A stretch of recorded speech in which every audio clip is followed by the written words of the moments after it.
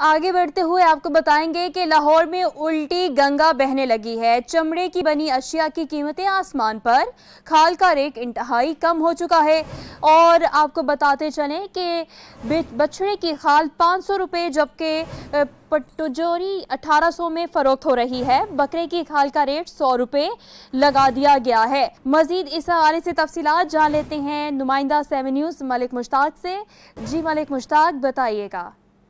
जी बिल्कुल, शहर लाहौर में ही नहीं बल्कि पंजाब भर में गुज़िश्ता कई साल से देखने में ये आ रहा है कि चमड़ा ईद कुर्बान पर कुर्बानी के जानवरों की खालों के रेट बिल्कुल जो है वो गिर चुके हैं। बल्कि इस दफा तो इस तरह हुआ है कि बिल्कुल को खरीदार नजर ही नहीं आया। और उसके बाद हुकूमत की तरफ से SOPs भी जारी किए गए थे कि गैर रजिस्टर्ड फर्म या बगैर इजाजत के कोई भी शख्स जो है वो खालें इकट्ठी नहीं कर सकता।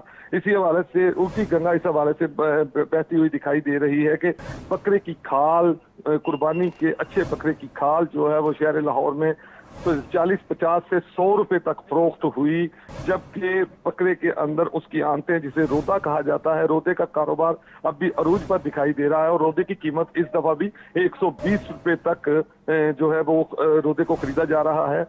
इसी हवाले से अगर बछड़े की खाल की बात की जाए तो बछड़े की खाल 400 से 500 रुपए में फरोख्त होती हुई दिखाई दी है। जबकि बछड़े की आंतें ओजरी के साथ तो पटोजरी निकलती है, उसकी कीमत जो है वो 1800 से 2000 रुपए तक पटोजरी फरोख्त हो रही है। ये एक बड़ा कारोबार है। और मैंने देखा है कि आज सुबह से ही कुर्बानी, जिस जगह पर भी बछड़े की कुर्बानी हुई वहां पर काफी लोग इकट्ठे हुए।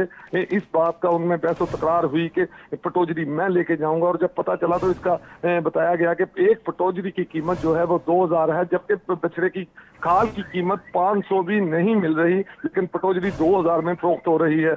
अगर बात की जाए चमड़े की किसी भी प्रोडक्ट की, तो चमड़े की प्रोडक्ट दिन ब दिन महंगी दिखाई दे रही है। आप एक छोटा सा पर्स भी उन्होंने चमड़े का बना हुआ पर्स की कीमत आसमान से बातें कर रही है। लेकिन अगर चमड़े की बात की जाए, खालों की बात की जाए, तो हुकूमत की तरफ से खालें ना तो कोई इकट्ठी कर रहा है और ना इकट्ठी करने का मौका दिया जा रहा है। चूंकि आज CCPO लाहौर की तरफ से पूरे शहर लाहौर में 45 के करीब ऐसे लोगों पर FIR दर्ज करवाई गई जो गैर रजिस्टर्ड फर्म में खाले इकट्ठी कर रहे थे।